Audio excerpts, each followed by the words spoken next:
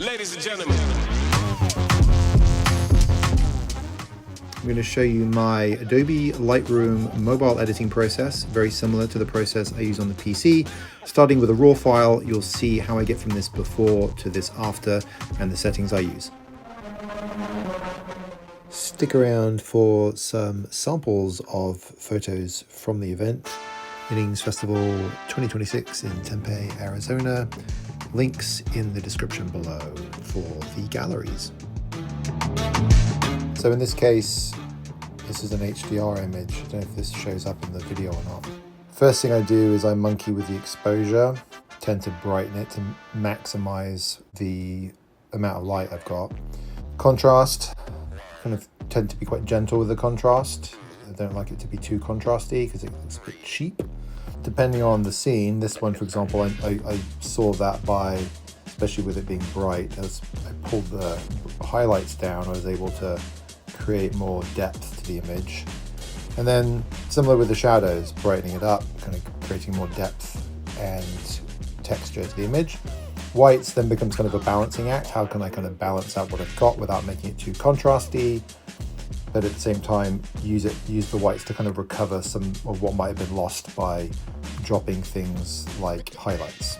And then blacks is a way to add some nice contrast that kind of enriches the contrast overall without going overboard. The other thing that I found to be quite powerful is messing with the curve. So if you do this with a non-HDR, you'll kind of see the basics here. This is a pretty basic curve that I've got. For most of my photos, I do a lower and an upper point, and I pull the lower one down to darken the shadows and the midtones, and I create an upper to create a little bit more pop for the whites. And you can add other points as well. So you can kind of, if you do this, you can create kind of a lighter shadows. If I do that, I'm going to create an effect. You can almost create like an artistic effect by doing that, or you can kind of choose which parts of the image you want to kind of darken a bit more. I kept that like that, and then kind of pull this one down because it's got the 2 points there. I'm going to create this S curve, and you can again create some kind of artistic effects, or you can kind of, that actually looks quite natural, but it's got a little bit more of a sort of turquoisey kind of color to the vegetation, which actually is technically more what they're like. So you could say that's a way of getting it more accurate. That's really what it's all about, right? Either artistic or accurate. I will sometimes push or pull tones a little bit to dial it in.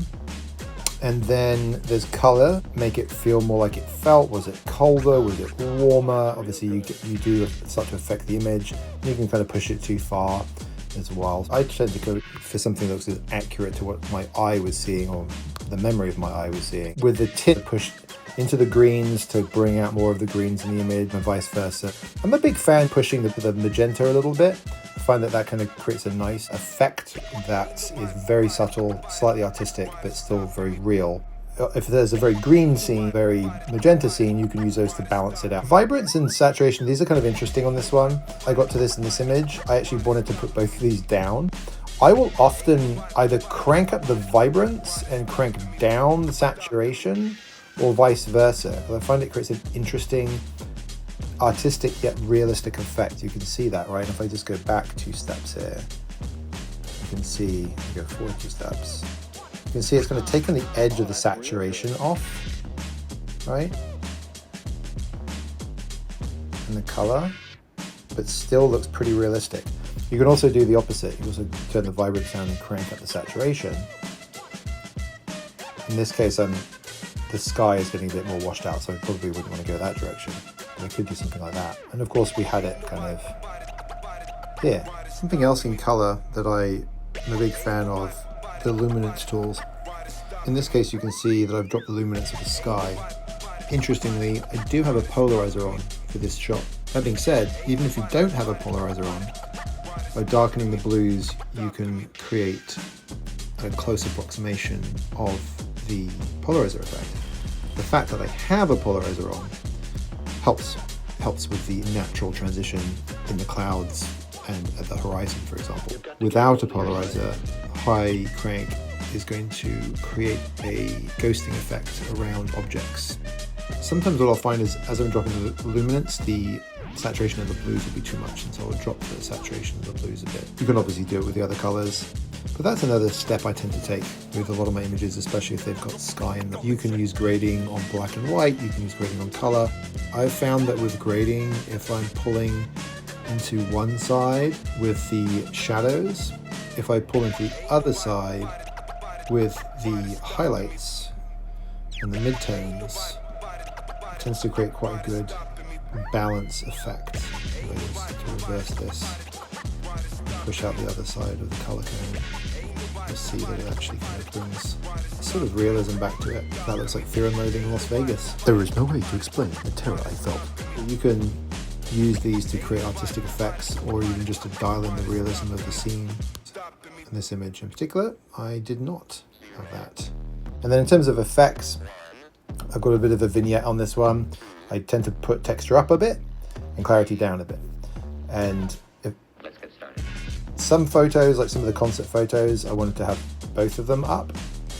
But anything with people in, I tend to use this approach. And this scene in particular, it just felt kind of right. So if I have too much clarity on top of the texture, see how kind of contrasty that gets. So if I just take the clarity down a bit, it just kind of creates a slight sort of almost like a lens effect, like an older piece of glass or something like that. Or alternatively, you can turn the texture right down and crank up the clarity to create sort of a little bit more of a sort of ghostly kind of effect. And then the dehaze is interesting because it actually can be very powerful, both to clarify a scene up, also to make it look a bit more realistic by adding a bit of haze back into it. And sometimes I'll do a little bit of tuning or the sharpening to get it dialed in. Sometimes I'll add a bit of grain. So in this case, there's actually a slight grain to the image to create a sort of film effect. Lots of grain, small, not too rough is what I was going for. And actually all of the photos for this event, this trip, have that same grain to give it a consistency, even as the photos change from festival nights to daytime in the desert. There's something that's tying it all together, and that's the grain in this case, and the vignette, by the way. Okay, cool. Hope you enjoyed. Cheers. Bye.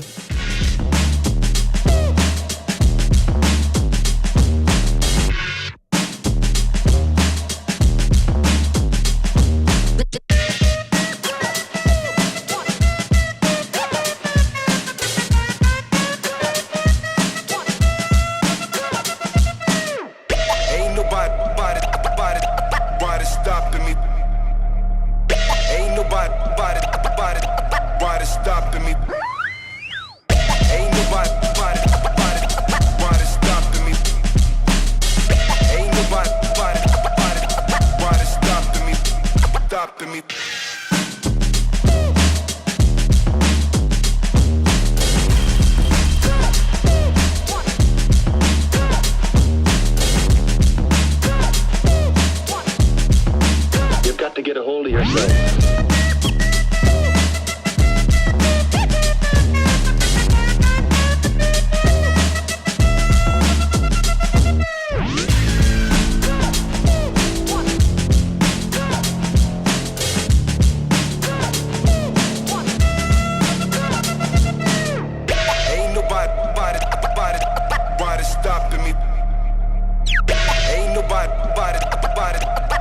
Stopping me.